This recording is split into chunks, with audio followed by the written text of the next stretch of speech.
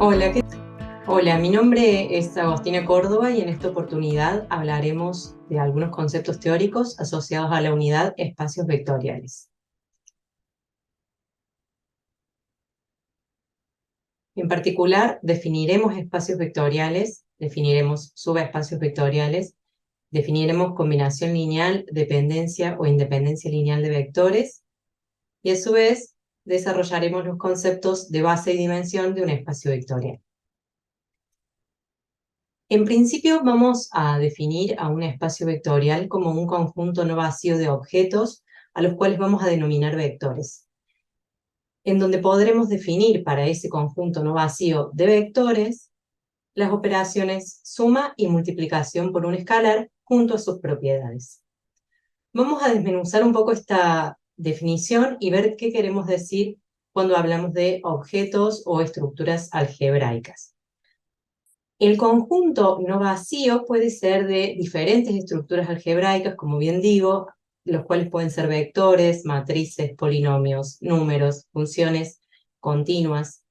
Es decir, lo que estamos haciendo en esta unidad es generalizar el concepto de vectores que veníamos trabajando en unidades anteriores y ahora vamos a llamar vectores o vamos a llamar particularmente espacio vectorial a un conjunto no vacío de cualquiera de estas estructuras algebraicas para las cuales podamos definir las operaciones de suma y multiplicación por un escalar. Vamos a decir que para saber si un conjunto no vacío de objetos es un espacio vectorial, tendremos que corroborar 10 axiomas. Estos 10 axiomas son nada más y nada menos que las definiciones de la operación suma y la operación multiplicación por un escalar junto a sus propiedades. Los primeros 5 axiomas que deberemos corroborar para saber si nuestro conjunto no vacío de estructuras algebraicas es un espacio vectorial están asociados a la operación suma y sus propiedades. El primero de ellos, el axioma número 1, es el que define particularmente a la suma. Para corroborar a este axioma, lo que debemos considerar es a U y a B como dos vectores de nuestro conjunto o espacio vectorial.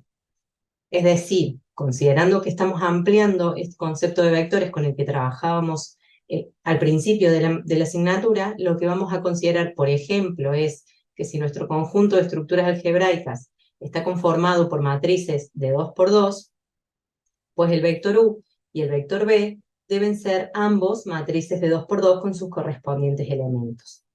Y vamos a llamar de forma simbólica a nuestro espacio vectorial con la letra B mayúscula en las filminas y en el apunte también muchas veces lo encontrarán mencionado de esta forma.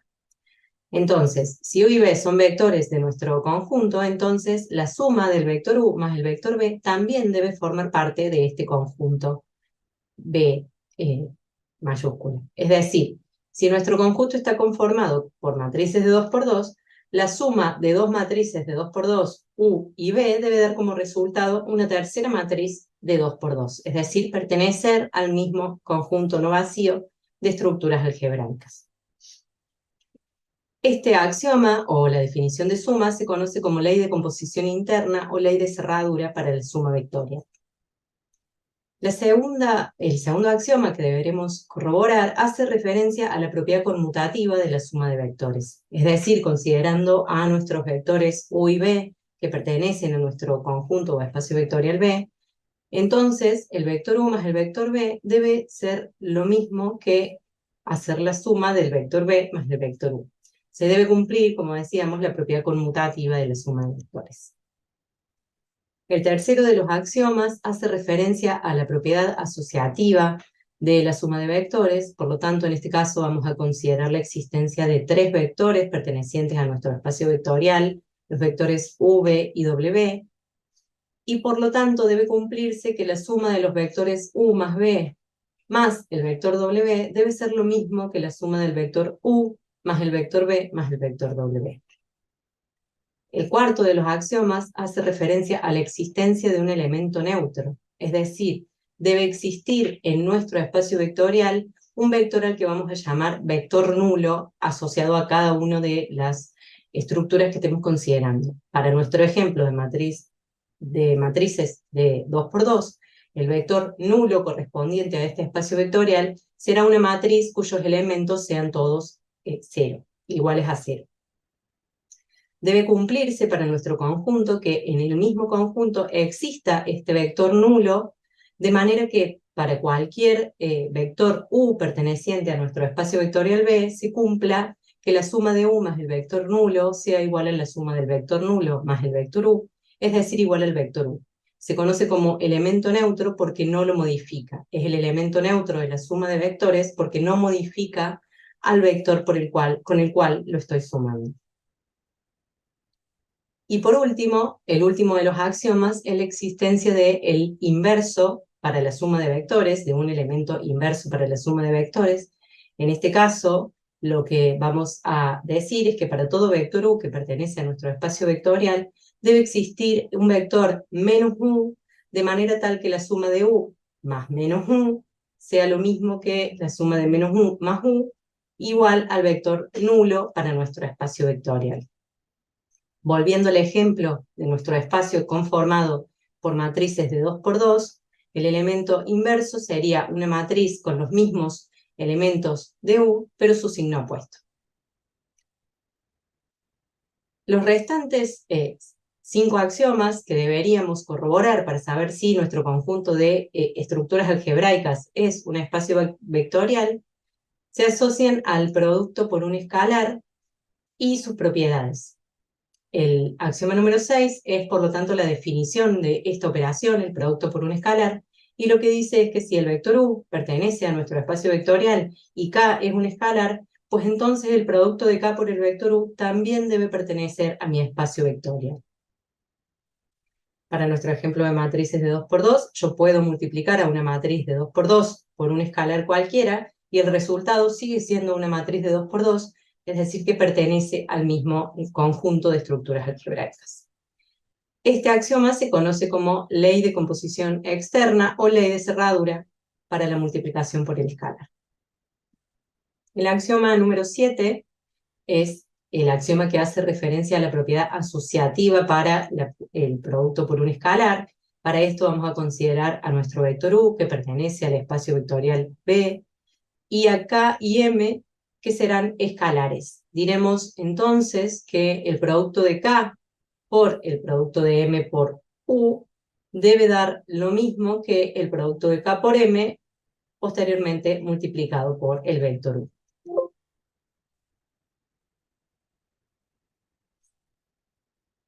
Repito, propiedad asociativa. El axioma número 7 que deberemos corroborar es el axioma asociado a la propiedad asociativa del producto por escalares. Para esto vamos a considerar a nuestro vector u, que pertenece al espacio vectorial B, y vamos a considerar a dos escalares, en este caso los hemos llamado m y k.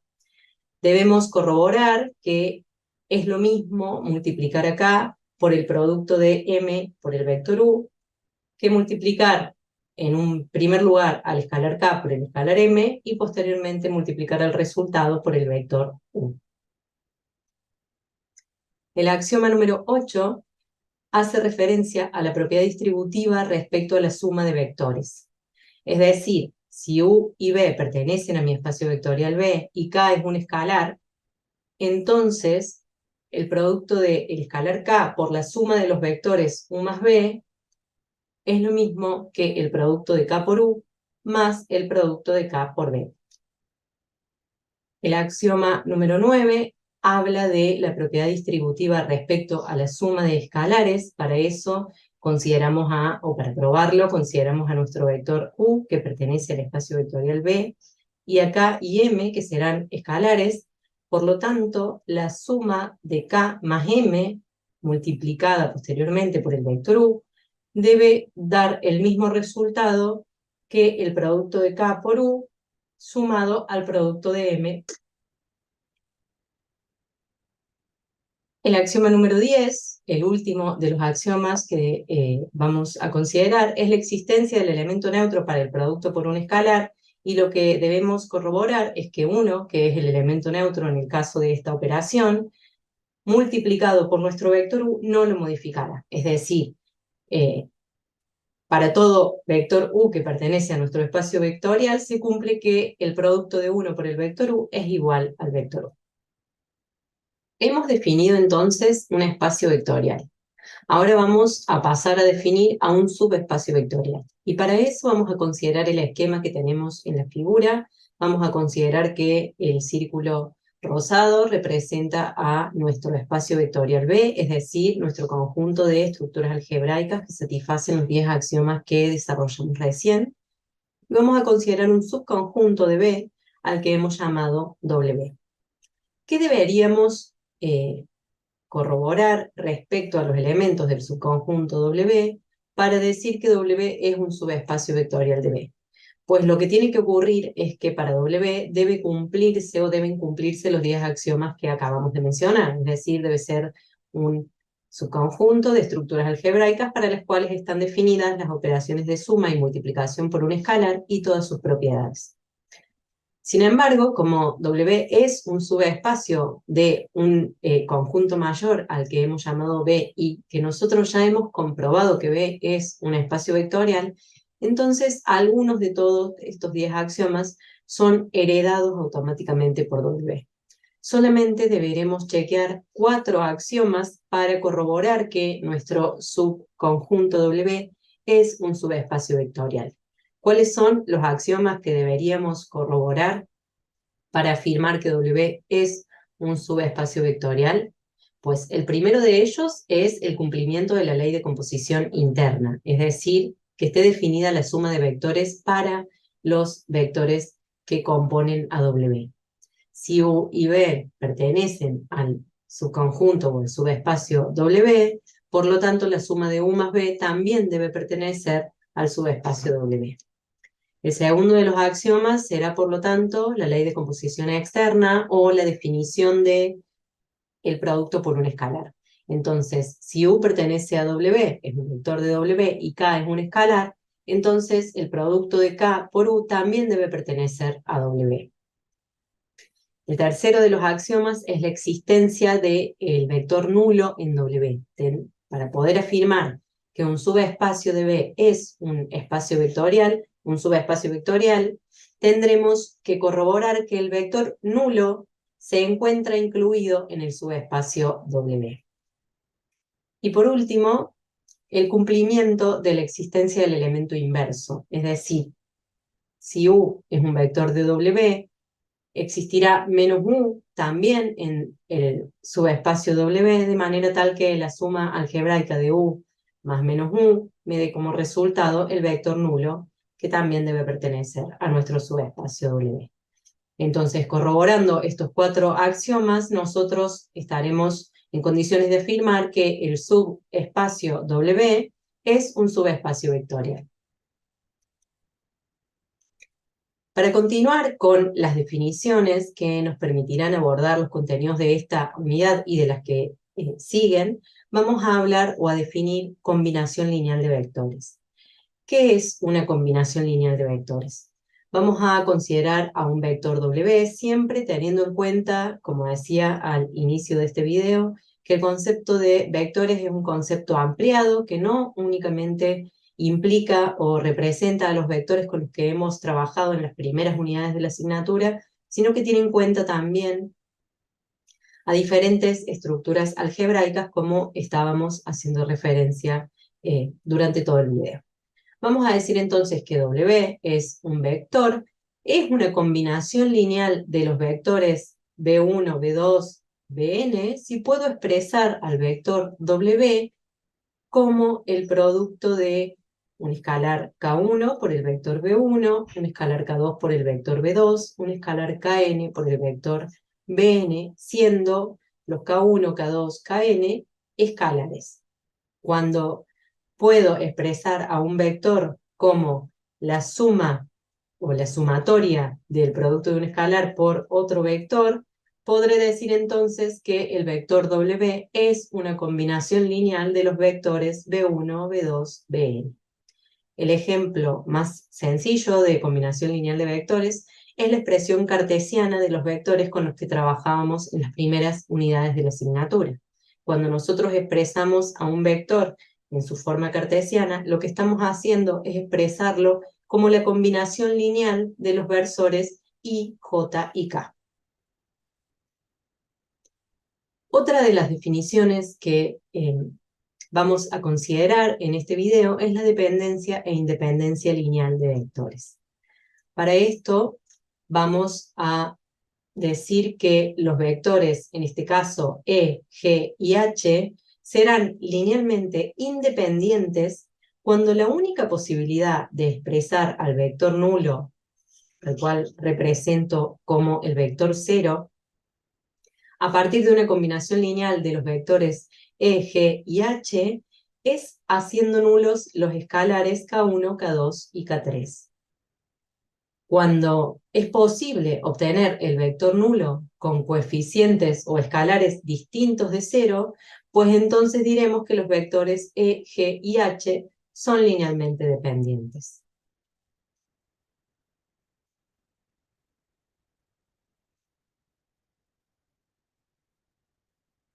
En el apunte tienen ejemplos que pueden ayudarlos a comprender estas definiciones. Es muy importante que tengamos en claro a qué hacemos referencia cuando hablamos de combinación lineal de vectores o a qué hacemos referencia cuando hablamos de dependencia o independencia lineal, porque son conceptos que vamos a utilizar muchísimo de ahora en adelante durante el transcurso de la asignatura.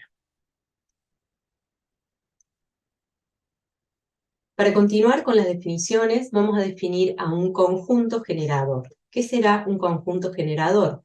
Un conjunto generador será un conjunto de vectores. En el caso de la definición del ejemplo, nuestro conjunto generador estará conformado por los vectores B1, B2 y Bn, que pertenecen a un espacio vectorial B. Vamos a decir que este conjunto de vectores genera al espacio vectorial B si puedo expresar a cualquier vector perteneciente a mi espacio vectorial B como una combinación lineal de estos vectores B1, B2 y Bn, es decir, existen los escalares A1, A2 y AN, tal que yo puedo expresar a cualquier vector, para el ejemplo de la filmina, a cualquier vector al cual llamé W perteneciente a nuestro espacio vectorial B, como la combinación lineal de los vectores de mi conjunto generador. Es importante también, en este punto, definir base de un espacio vectorial. ¿Qué será una base de un espacio vectorial? Vamos a considerar un espacio vectorial B y vamos a decir que un conjunto de vectores, al que llamé en este caso S, está constituido por los vectores B1, B2 y Bn, que también pertenecen al espacio vectorial B. Es una base de este espacio vectorial si se cumple que este conjunto de vectores es linealmente independiente y que además es capaz de generar a nuestro espacio vectorial B. ¿Cuándo vamos a decir que el conjunto S es linealmente independiente? Cuando la única forma de expresar al vector nulo, perteneciente en este caso al espacio vectorial B, sea haciendo nulos los escalares que permitan, a partir de una combinación lineal de los vectores de S, expresar el vector nulo. ¿Y cuándo vamos a decir que el conjunto S es capaz de generar a B? Cuando yo puedo expresar a cualquier vector de mi espacio vectorial B como la combinación lineal de los vectores de S. En ese caso, cuando se cumplan estas dos características, voy a decir que el conjunto S es una base de mi espacio vectorial B. Vale aclarar en este punto que un conjunto de vectores que es capaz de generar a todo el espacio vectorial siempre será una base y siempre tendrá la característica de ser linealmente independientes entre sí. Un ejemplo de bases de espacios vectoriales con los cuales ustedes están familiarizados a trabajar son las bases canónicas o estándares. Se conocen con este nombre porque son las bases más sencillas asociadas a cada uno de los espacios vectoriales. Vamos a tener en cuenta que nuestro espacio tiene dimensión n, es decir, estamos hablando de un espacio de Rn, y vamos a definir un conjunto S que debe estar constituido por n vectores. En este caso los hemos nombrado como E1, E2 y En, haciendo referencia a que se tratan de los vectores de la base estándar, por eso hemos utilizado la letra E. Los vectores E1, E2 y En serán los vectores conformados por 1, 0, 0, 0, 0, 0 para el caso de E1, para el caso de E2 el segundo elemento será 1 y los restantes serán nulos. Para el caso de n, todos los elementos son nulos excepto el enésimo elemento, el cual será igual a 1. Por supuesto, los vectores E1, E2 y En serán linealmente independientes entre sí, es decir, todo el conjunto S es linealmente independiente entre sí, porque de otra manera no podría constituir o conformar una base para nuestro espacio vectorial. Además, que significa que sean una base que yo puedo expresar a cualquier vector de nuestro espacio vectorial Rn como una combinación lineal de los vectores de la base, en este caso, los vectores de la base canónica, conformada por los vectores del conjunto S.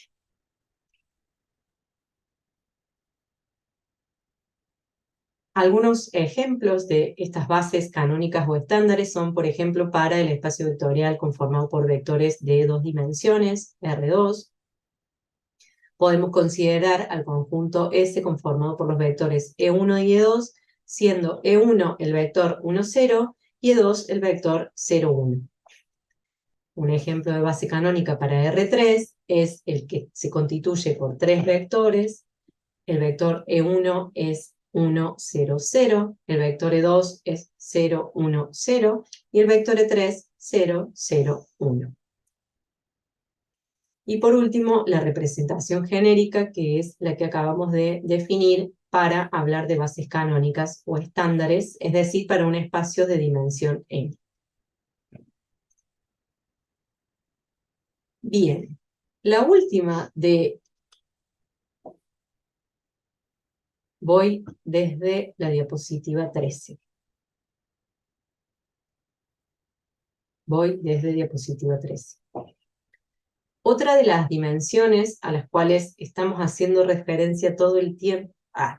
repito, voy desde diapositiva 13.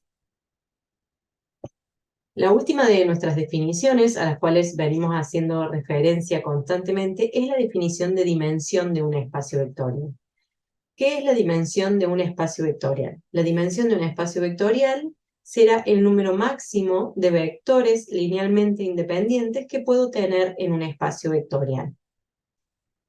Y además, será el número de vectores que constituye una base para mi espacio vectorial. Por ejemplo, cuando hablábamos recién del espacio vectorial R2, decíamos que la base estaba constituida por 2 vectores, y ese par de vectores, como es una base para nuestro espacio vectorial, será linealmente independientes entre sí. Si yo sumo un tercer vector a ese conjunto de vectores, necesariamente voy a tener alguno de ellos que va a ser linealmente dependiente. Esto quiere decir que para R2 puedo tener muchos pares de vectores linealmente independientes entre sí que constituyan una base de R2. Lo mismo para R3, lo mismo para Rn. La dimensión de un espacio vectorial es igual a la cantidad de vectores que tiene su base, es decir, al número máximo de vectores linealmente independientes entre sí que puedo definir para un espacio vectorial.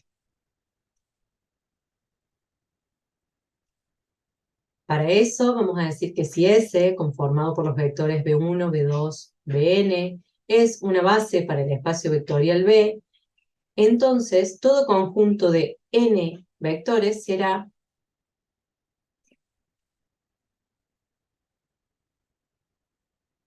repito esta segunda parte.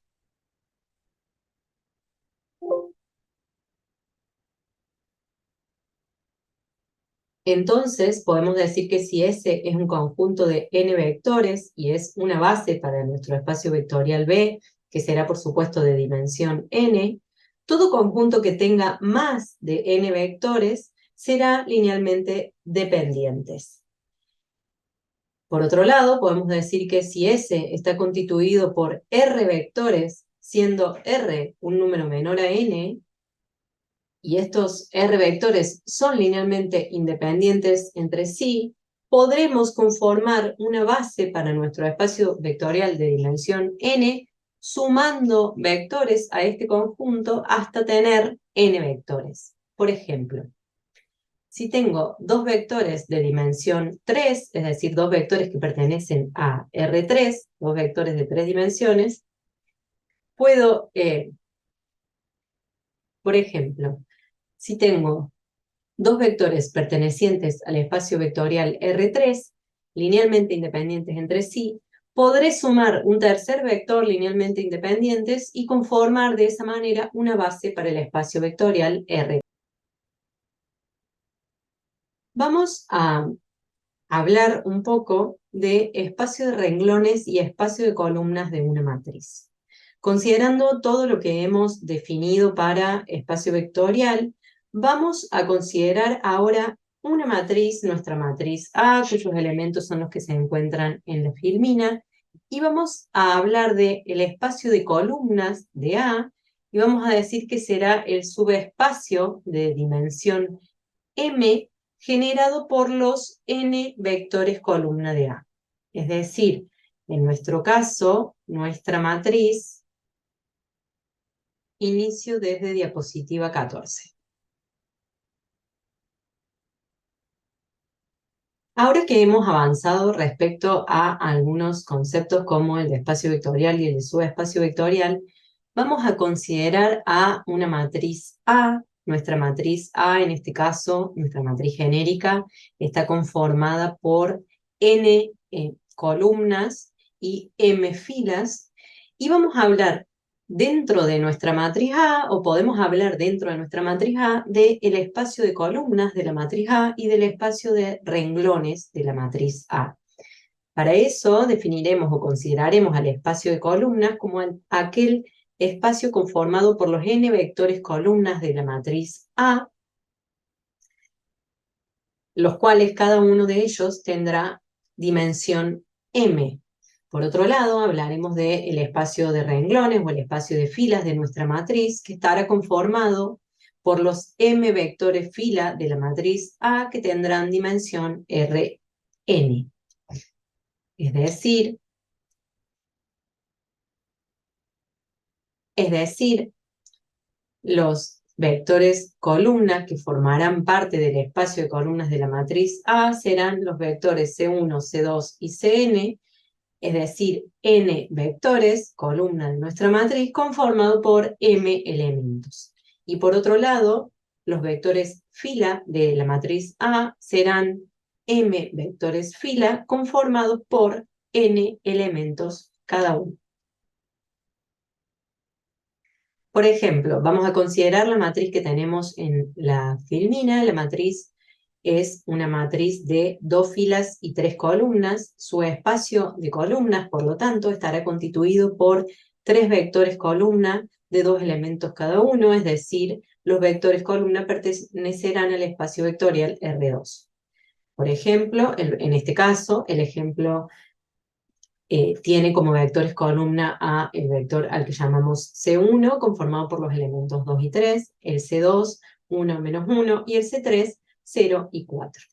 Y por otro lado, el espacio de renglones o el espacio de filas de nuestra matriz A estará constituido en este caso por dos vectores de 3 dimensiones, es decir, dos vectores pertenecientes a R3. Los vectores serán el R1, 2, 1, 0 y el R2, 3, menos 1 y 4. Algunas cosas importantes a mencionar respecto de los espacios renglones y los espacios columna de una matriz. Las operaciones elementales que nosotros podemos realizar sobre las filas de una matriz, las recordamos, la suma de una fila con otra fila, previamente multiplicada por un escalar, el intercambio de una fila por otra y el producto de una fila por un escalar, son, como bien estamos haciendo memoria, operaciones de suma y de multiplicación por un escalar.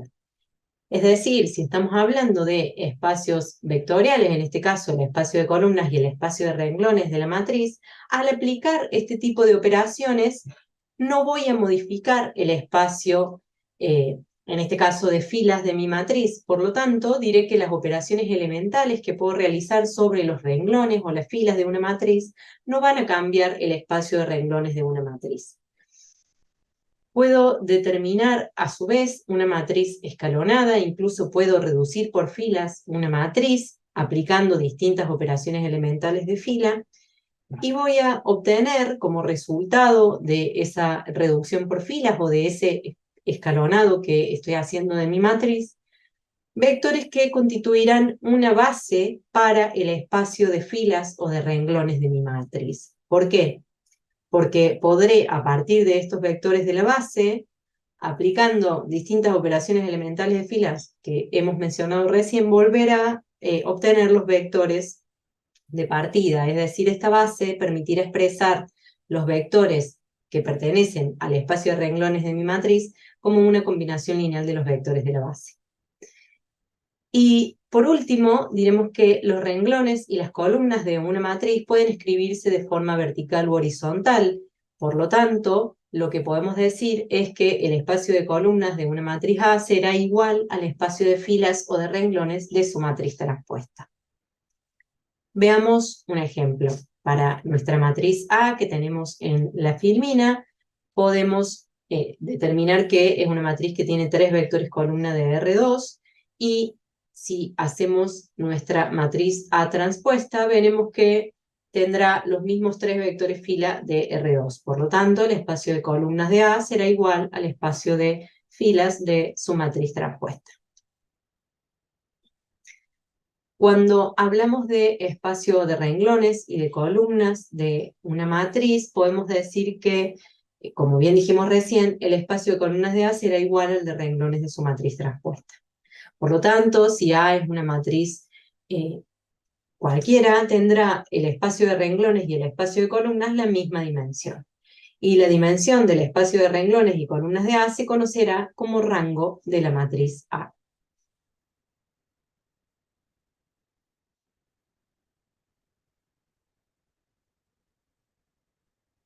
Voy desde diapositiva 18. Podemos entonces notar que, considerando que nuestra matriz A es una matriz cuadrada, es decir, en este caso A tiene dimensión n por n y tiene rango n, es decir, su número de filas es igual a su número de columnas, y el rango de la matriz A, que corresponde a la cantidad de vectores de A linealmente independientes entre sí, es igual al número de filas y de columnas, podemos entonces afirmar que nuestra matriz A es invertible. Podemos decir que su determinante será distinto de cero, por lo tanto todos sus vectores serán linealmente independientes, y además que los vectores fila y columna de A son linealmente independientes entre sí. Por último, si consideramos que nuestra matriz A es la matriz principal de un sistema de ecuaciones homogéneo o un sistema de ecuaciones no homogéneo, podemos decir que en ambos casos ese sistema de ecuaciones tendrá solución.